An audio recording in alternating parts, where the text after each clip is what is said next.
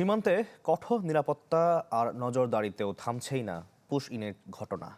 প্রতিদিন নতুন নতুন সীমান্তে পুশ ইনের চেষ্টা করছে বিএসএফ।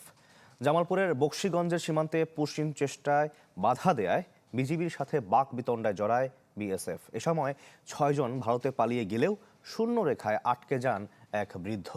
পরে তাকে পরিবারের কাছে হস্তান্তর করা হয়। তিনি মানসিক ভারসাম্যহীন দাবি করা হয়। এছাড়াও সীমান্তবর্তী জেলাগুলোতে কঠোর নজরদারি বাড়িয়েছে বিজিবি। কোথাও কোথাও স্থানীয়দের নিয়ে সীমান্তে মাইকিং করে সতর্ক করা হচ্ছে। তারপরও পুশিংয়ের চেষ্টা চালিয়ে যাচ্ছে ভারতের বিএসএফ।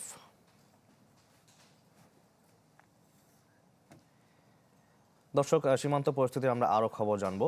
কুড়িগ্রাম থেকে সরাসরি যোগ দিয়েছেন গোলাম মাওলা সিরাজ। সিরাজ, নতুন করে আর কাউকে পুশিংয়ের চেষ্টা করা হয়েছে কিনা জানাবেন আমাদের।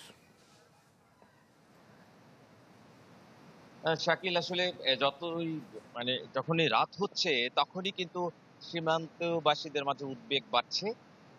যদিও এর মধ্যে আসলে পুশিনের খবর পাওয়া যায়নি, কিন্তু আহ, আহ, চেষ্টা করেছে বিএসএফ, চেষ্টা করেছে আহ, বেশ কয়েকটি সীমান্তে। আমরা গতকাল রাতের যদি একটা ঘটনা বলি, গতকাল রাতে কুড়িগ্রামের যে ভ্রুঙ্গামারী উপজেলার বাঁশজানি সীমান্ত রয়েছে, সেখানে কিন্তু আসলে রাত 11টার পরে মুহুর্মুহু শব্দে বেশ কয়েকটি শব্দ হয়েছিল।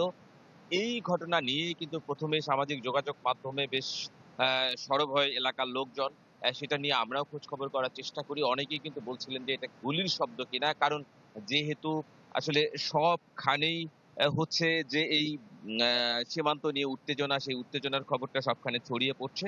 পরে অবশ্য সেটা খোঁজ নিয়ে যেটুকু জানা গেছে যে সীমান্তের ওপারে ভারতের অভ্যন্তরে এক বাড়িতে আসলে বিয়ে চলছিল। সেই বিয়ে বাড়ির আতশবাজির শব্দ এটি। আসলে এখন সীমান্তে যাই ঘটুক না কেন, এত এই এই ঘটনাগুলো কিন্তু মানুষকে আসলে মিলিয়ে নিচ্ছে, মূলত পুশিং এর বিষয়ে একখানে করে নিচ্ছে সবাই। তো এরকম বেশ কিছু ঘটনা, এবং একই সাথে ওই দিনেও বাঁশজানিতে পুশিংয়ের চেষ্টা হয়েছে, আমরা এই খবর শুনেছি। আর গত রোববার থেকে তো প্রতি রাতে রৌমারী রাজীবপুরের যে সীমান্ত রয়েছে, সেই সীমান্তে কিন্তু পুশিংয়ের চেষ্টা করেই যাচ্ছে বিএসএফ। এখানে স্থানীয় লোকজন এবং বিজেপি মিলে কিন্তু সেটা প্রতিহত করার চেষ্টা করছে, এবং বিজেপি সবখানে সতর্ক অবস্থানে আছে, এমনটাই কিন্তু আমাদেরকে বলছেন তারা।